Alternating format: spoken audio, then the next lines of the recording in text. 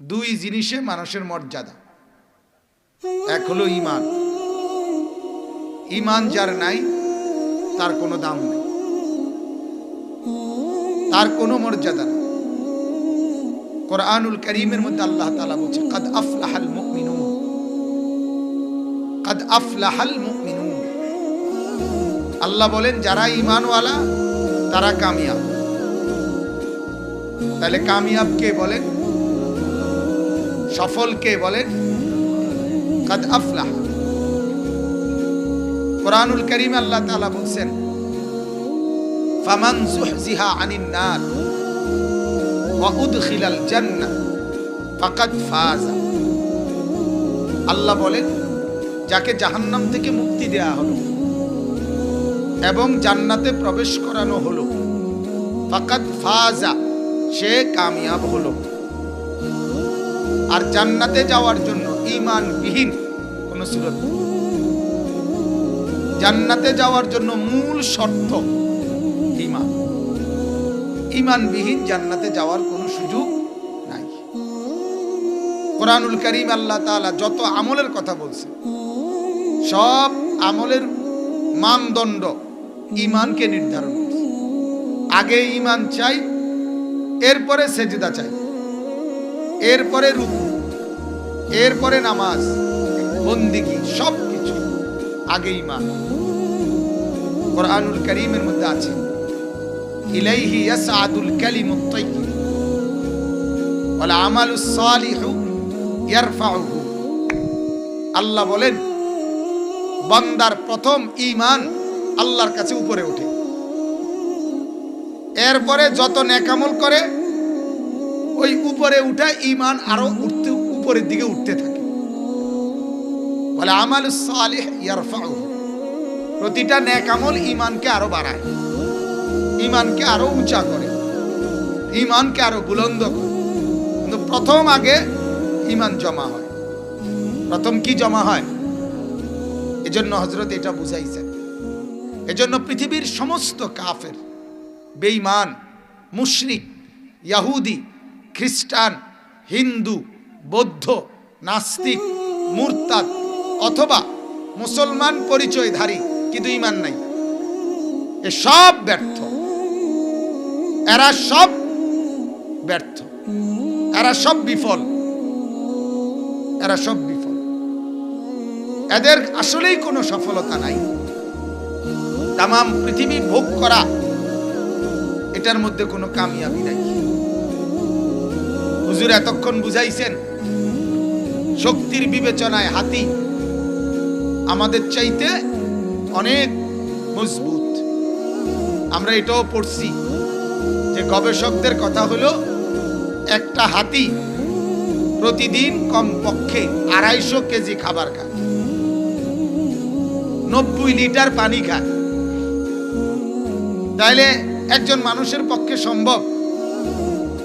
তাইলে তাইলে শুধুমাত্র খানা, ক্ষমতা, প্রভাব প্রতিপত্তি, একটা বাঘ রয়্যাল বেঙ্গল টাইগার পুরাটা সুন্দরবন দৌড়া, তাহলে তার পুরাটা সুন্দরবনে প্রভাব, তাহলে প্রভাব প্রতিপত্তি, বসত ভিটা, বাড়ি দালান, বসতের জমি, এটা তো চতুষ্পদ জন্তু জানোয়ার।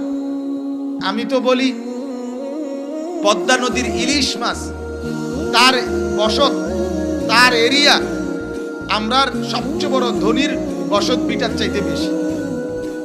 সে তো পুরাটা নদী দৌড়ায়, কত বড় এরিয়া নিয়ে সে হাঁটে চলে। এজন্য এটা আমাদের প্রত্যেকের বোঝা উচিত, ঈমানবিহীন কোনো কামিয়াবি নাই। ঈমান যে হারা, যে আল্লাহ হারা, যে সব হারাসে। মুজাহিদ আজম আল্লামা শামসুল হক ফরিদপুরি রহমতুল্লাহ আলাইহি বলতেন, তুমি আল্লাহকে পেয়েছো, সবই পেয়েছো। তুমি আল্লাহকে পাওনি, কিছুই পাও। আমার শায়েখ আরিফ বিল্লাহ আল্লামা মুফতি মুশতাকুন নবী সাহেব হযরত বলেন, তুমি আল্লাহ হারা তো সর্বহারা। খাজা আজিজুল হাসান মজজুব বলেন, जो तू मेरा तो सब मेरा। আল্লাহ যখন আমার তো সবই আমার। अगर एक तू नहीं मेरा तो कोई शाई नहीं मेरा। আল্লাহ যদি না হয় আমার কিছুই নাই আমার। এজন্য এই কথাটা তো বোঝা দরকার। আসলে এই কথাটা তো আমরা অনেকে জানিও না। অনেকের হিসাব হলো জিন্দেগি মানে হলো খানা, খাদ্য, খাবার, আয় রোজগার, দালান বিল্ডিং, জায়গা জমি, ঘর সংসার, বিবি বাচ্চা নিয়ে পরিচালনা করা, এতটুকুরই নাম জিন্দেগি। মেয়ে বিয়ে দিছে, ছেলে আয় রোজগার করে, বাড়িতে বিল্ডিং করে সারছে, সে সফল, তার আর কোনো টেনশন নাই।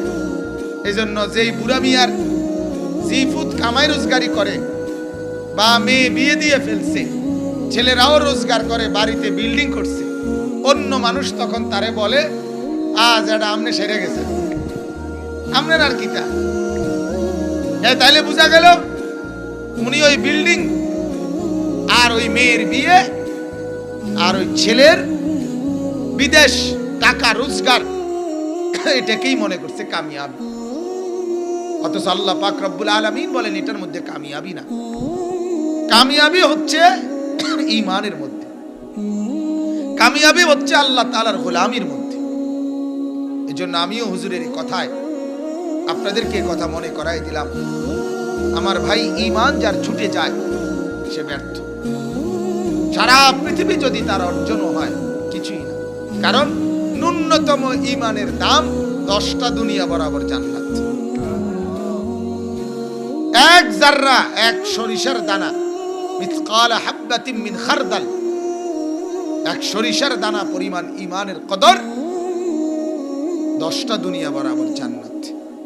তাহলে এক লা ইলাহা ইল্লাল্লাহর সামনে তামাম দুনিয়ারও কোনো কদর নেই। যার পুঁজি লা ইলাহা ইল্লাল্লাহ, তার যদি গোটা পৃথিবীও না থাকে তার সবই আছে। আর যার পুঁজি এটা নাই, ঈমান, সে যদি গোটা পৃথিবীর মালিক হয় তারপরও তার কিছু নেই। এজন্য লক্ষ্য রাখা চাই ঈমান যেন হারিয়ে না যায়। মনে রাখতে হবে শুধু লা ইলাহা ইল্লাল্লাহ মুখস্থ রাখার নাম ঈমান না। কুফরি করলে, শিরিক করলে ঈমান হারিয়ে যায়। চিন্তা করেন, মুসলমানের ছেলে, রাত বাজে 11টা 8, আমরা আমাদের সন্তানদেরকে কি পরিমাণ বদ আখলাক বানাইছি একটাবার ভাবে। অভিভাবক কোথায়, মা বাপ কোথায়? মুসলমানের সন্তানেরা কি বলেন? হ্যাঁ, আমরা বহুত বড় মন্দ নসিব নিয়ে আছি। আজ আমাদের জিন্দেগি সন্তান পরিবারের সাথে অভিভাবকের সম্পর্ক হলো শুধু ভাত তরকারি টাকা পয়সা, এই হিসাব। মার কথা হইলো ভাত রান্ধা থুইছি, যখনই খিদা লাগে আইয়া ভাত খাইয়া যাইবা। বাবার কথা হইলো টাকা রোজগার করতেছি, যখনই টাকা পয়সা লাগে টাকা নিয়ে যাইবা। আর এইবার তোমার চাল চলন, উঠা বসা, আহার নিদ্রা, হাঁটা চলা, চুল, প্যান্ট, গেঞ্জি, শার্ট, হাফ প্যান্ট, মারু হাফ প্যান্ট, তুমি খারাইয়া মুতবা না বইয়া মুতবা না সিটিয়া মুতবা, সব তুমি তোমার শয়তান বন্ধুদের থেকে শিক্ষা নিবা। মা বাবার কথা হলে টাকা লাগলে আমার থেকে নিবা, ভাত খানার টাইম হলে আমার ঘরে ভাত খাইয়ে যাইবা, আর চলবা শুধু বন্ধুদের সাথে, ওদের লগে চলবা। এই হলো অভিভাবকের হালাত, এই হলো অভিভাবকের হালাত। এজন্য রাতের 11টা বাজেও মুসলমানের এই সন্তান শিখে নাই এখন কি করা দরকার। বদনসিব আমরা বড় মন্দ কপাল বাজান। আফসুসে আফসুসে জিন্দেগি শেষ। এজন্য মাদ্রাসাগুলো, কথা নিশ্চিত আল্লাহর কসম, এই মাদ্রাসাগুলো যদি না থাকতো চতুর্দিকে, এই সমাজটা গরু ছাগলের আড্ডাখানা হয়ে যায়। অশ্লীলতার, বেহায়াপনার উলঙ্গ প্রদর্শনী হইতো। এখনো মাদ্রাসার বরকতে, এখনো মসজিদের বরকতে এখনো আজানের বরকতে, এখনো সেজদার বরকতে, এখনো কোরআন তিলাওয়াতের বরকতে আমাদের সমাজটা এখনো যে দুরাসে আছে। আপনি দেখেন যে ঘরে রঙিন টেলিভিশন চলে, কেউ নামাজ পড়ে না, ওই ঘরে শয়তান নাচে, ওই ঘরে শয়তান উল্লাস করে। বাবা বিড়ি খায়, বাবার চোখে কোনো লজ্জা নাই। বুড়া দাদা উনিও বিড়ি খায়, ওনার চোখে কোনো লজ্জা নাই। মহিলা বেপর্দা চলে, মহিলার মুখে কোনো লজ্জা নাই। ছেলেটা মোবাইলে অশ্লীল ছবি দেখে, এটার মধ্যে কোনো লজ্জা নাই। মেয়েটা আরেক ছেলের সাথে অবৈধ সম্পর্ক গড়ে, এটার মধ্যে কোনো লজ্জা নাই। ফুতের বউ বেপর্দা বাজারে বাজারে ঘোরে, এটার মধ্যে কোনো লজ্জা নাই। ছেলেটা অবৈধ রোজগার, হারাম রোজগার করে, সুদে টাকা, ঘুষে টাকা, ধোকা দিয়ে, ওজনে কম দিয়ে, কারো মধ্যে কোনো লজ্জা সংকোচ নাই। কারণ আখিরাত যখন ভুলে যায়, কোরআন যখন ভুলে যায়, আল্লাহ যখন ভুলে যায়, জান্নাত জাহান্নাম যখন ভুলে যায়, তখন জন্তু জানোয়ার আর ইনসানের মধ্যে কোনো তফাৎ থাকে না। হাইওয়ানের সাথে আর মানুষের সাথে কোনো তফাৎ থাকে না। কোরআনুল কারীমের মধ্যে আছে, আল্লাহ তাআলা বলেন, ইন্না শাররাদ দাওয়াব ইনদাল্লাহি আসসুম্মুল বুকমুল্লাযীনা লা ইয়াকিলুন। সূরা আনফালের আয়াত। আল্লাহ বলেন তিনটা জিনিস, আসসুম্মু বোবা, অর্থাৎ আমি আল্লাহর কথা, আমার স্মরণ, আমার জিকির, আমার আলোচনা, আমার কোরআনের তেলাওয়াত যার মুখ দিয়ে বের হয় না, সে বোবা। আল্লাহ বলেন আল বুক, কানে শুনে না, বধির। আমার কথা যে শুনে না সে বোবা, আরে বধির। আর আল্লাযীনা লা ইয়াকিলুন, আমি আল্লাহর কথা যে ভাবে না দিমাগ দিয়া, আমি আল্লাহর কথা যে একটুও ভাবে না, এই তিনটা জিনিস আল্লাহ বলেন আল্লাহর কথা বলে না, আল্লাহর কথা শোনে না, আল্লাহর কথা ভাবে না। কি কোন যারা যারা সজাগ আছেন বলেন, এক নাম্বার কি, দুই নাম্বার, তিন নাম্বার, ভাবে। আল্লাহর কথা বলে না, আল্লাহর কথা শুনে না, আল্লাহর কথা ভাবে না। আল্লাহ বলছে এরা মানুষ না, এরা সর্বনিকৃষ্ট জানোয়ার। শাররাদ দাওয়াব, তোরে আল্লাহ মানুষ বলতেও নারাজ। বেনামাজি, তোরে আল্লাহ মানুষ বলতেও নারাজ। মানুষ বলতো, সর্বনিকৃষ্ট মানুষ এটাও বলে না। এটাও করলেও তো সত্য, তত মানুষের কাতারে আছে, তাহলে ফিসি দিয়া। সর্বনিকৃষ্ট মানুষও বলে না। হাইসো না, বেটকাইও না। লজ্জা থাকলে বেটকাইবার কথা না, শরম থাকলে বেটকাইবার কথা না। আকল যখন কমে যায়, হায়া যখন চলে যায়, তখন আল্লাহর কথা শুনলেও হাসি আসে। কারণ আমাদের দেশের কিছু ওয়াজের মূল উপাদানই হলো বেটকানি। কথা বুঝেন নাই? আমরা অনেকখানে মানুষ জমবে, হাসি, রসিকতা, ঠাট্টা, কৌতুক, তামসা, রং সং, কিচ্ছা, গল্প, বেটকানি, এর নাম ওয়াজ, এর নাম ওয়াজ। হায় হায় হায় হায়। হাদিসের মধ্যে আছে বাজান, হযরত আনাস রাদিয়াল্লাহু তাআলা আনহু থেকে বর্ণিত, আল্লাহর নবী সাল্লাল্লাহু আলাইহি ওয়াসাল্লাম, হযরত আনাস বলেন, খাতাবা রাসূলুল্লাহ সাল্লাল্লাহু আলাইহি ওয়াসাল্লাম খুতবাতান। হযরত আনাস বলেন আল্লাহর নবী আমাদের মাঝে বয়ান করলেন, আর বয়ান করার কারণে ফাগাত্তা আসহাবু রাসূলিল্লাহ রুউসাহুম বুজুহাহুম ওয়া লাহুম খানিন। হযরত আনাস বলেন সাহাবীরা তখন নিজেদের রুমাল চাদর দিয়ে এরকম মুখ চেহারা ঢেকে ফেললেন, আর ফুফায়া ফুফায়া টুকরে টুকরে কাঁদতে শুরু করলেন। এ ছিল নবীজির বয়ান, নবীজির বয়ান। আর আমার দেশের বয়ান হলো হাসি, রসিকতা, ঠাট্টা মস্কারি, কিচ্ছা কয়, দুনিয়ার অবাস্তব, অযৌক্তিক, বেহুদা, বানোয়াটি কথা। মানুষ জমবে, 10 কোটি মানুষ জমুক, কিন্তু আল্লাহ পাক যদি বলে আমি গ্রহণ করলাম না, কি ফায়দা? কথা বলেন না কেন? 1,24,000 নবী অথবা 2,24,000 নবী, অথচ এই কোরআনুল কারীমের মধ্যে 25 জন নবীর নাম আছে, বাকিদের নাম কোরআনে নাই। পৃথিবীর কোন কিতাবে 10,000 নবীর নাম এক লগে নাই, 5,000 নবীর নাম একসাথে কোনো কিতাবে নাই। তাহলে এই যে লক্ষের চাইতে বেশি নবীদের নামে নাই, পৃথিবীর কেউ জানে না, তার কারণে উনারা নবী না। কথা বলেন না? হাজার লাখো আউলিয়া বুজুর্গ এমনও ছিল যারা পাহাড়ে জঙ্গলে জিন্দেগি শেষ করে ফেলছে, যাদের নাম পৃথিবী জানে না, তার কারণে তারা আল্লাহর ওলি না। তাহলে মানুষ জমার কি দরকার? লাখো মানুষ জমার কি দরকার? আল্লাহর কাছে গ্রহণযোগ্য হওয়া দরকার। এজন্য আমার বাপ, প্রত্যেকেই ফিকির করে, এই যারা বসছেন নওজোয়ান ছেলেরা, 12 বছর 14 বছর 16 বছরের মুসলমানের ছেলে, আহা জিন্দেগি হাঁটা চলা চলাফেরা দেখলে বোঝা যায় না কোন লক্ষ্য উদ্দেশ্য আছে। কেন আসছে দুনিয়ায়, করতেছে কি, কোত্থেকে আসছে, কার কাছে যাবে, করে কি, খায় কেমনে, হাঁটে কেমনে, চলাফেরা করে কিভাবে, কিচ্ছুর কোনো আগামাতা নাই, কোনো শৃঙ্খলা, কোনো নিয়ন্ত্রণ নেই। মূল কারণ এটা কোরআন থেকে বঞ্চিত। আল্লাহর কসম, কোরআন থেকে বঞ্চিত যারা, তাদের স্থায়ী কোনো ফ্যান নাই, স্থায়ী কোনো গেঞ্জিও নাই, স্থায়ী কোনো চুলের মডেল নাই।